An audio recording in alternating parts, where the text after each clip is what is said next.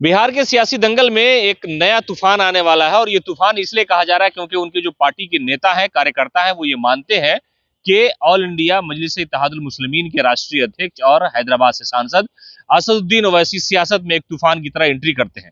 हालांकि उन पर इल्जाम जो लगे वो अलग मसला है, लेकिन जब चुनावी साल है, ये कहा जा रहा है कि लोकसभा के चुनाव की तिथि की घोषणा कभी भी हो सकती है और इस पूरे मामले को लेकर के इलेक्शन कमीशन जो है पूरी तरह से तैयारी कर रहा है और तैयारी हैदराबाद से सीमांचल आने की भी हो रही है असदुद्दीन ओवैसी की। उस पूरे मामले पर जब हमने जानने का प्रयास किया तो जो असदुद्दीन ओवैसी की पार्टी के प्रवक्ता है और ऑल इंडिया मजलिस-ए-इत्तेहादुल मुस्लिमीन यूथ के अध्यक्ष हैं आदिल हसन, उन्होंने कहा कि असदुद्दीन ओवैसी की एंट्री बस जल्द ही राजधानी पटना में होगी और सीमांचल के इलाके में होगी और पूरे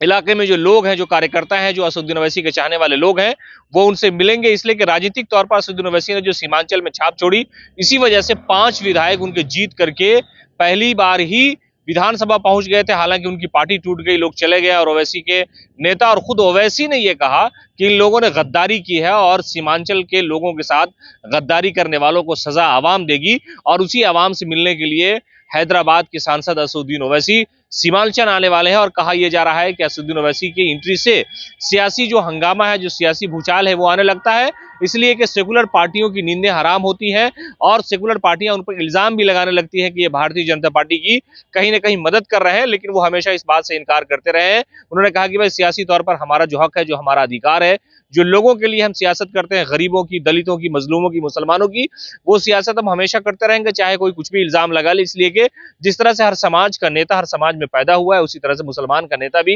एक होना चाहिए और डेमोक्रेसी में, लोकतांत्रिक व्यवस्था में हमें इस बात की आजादी है, संवैधानिक तौर पर हमें यह अधिकार है, इसलिए हम चुनाव लड़ते हैं। और सीमांचल का जो इलाका है, वहां पर ऑल इंडिया मजलिस-ए-इत्तेहादुल मुस्लिमीन के राष्ट्रीय अध्यक्ष असदुद्दीन ओवैसी की आमद है और पार्टी के कई नेता के पहुंचने की भी उम्मीद है, इसलिए कि जो लोकसभा के चुनाव की घोषणा होनी है उससे पहले की तैयारी करने के लिए ये लोग तैयार हैं। और वहां पर जो अख्तरुल ईमान है, उनके बारे में कहा जा रहा है कि वो चुनाव लड़ रहे हैं और लोगों से मुलाकात करेंगे। हालांकि मौजूदा समय में वो पार्टी के लीडर हैं, असदुद्दीन ओवैसी की पार्टी के इकलौते विधायक हैं, बिहार विधानसभा में बड़ा कड़ा रुख रखते हैं और कई सारे इश्यूज पर सरकार को घेरते हुए, हालांकि कई मामलों पर उन्होंने नीतीश कुमार का समर्थन भी किया, लेकिन जो अधिकार है मुसलमानों का, जो अधिकार है अल्पसंख्यकों का, जो अधिकार है दलितों का, उसको लेकर के लगातार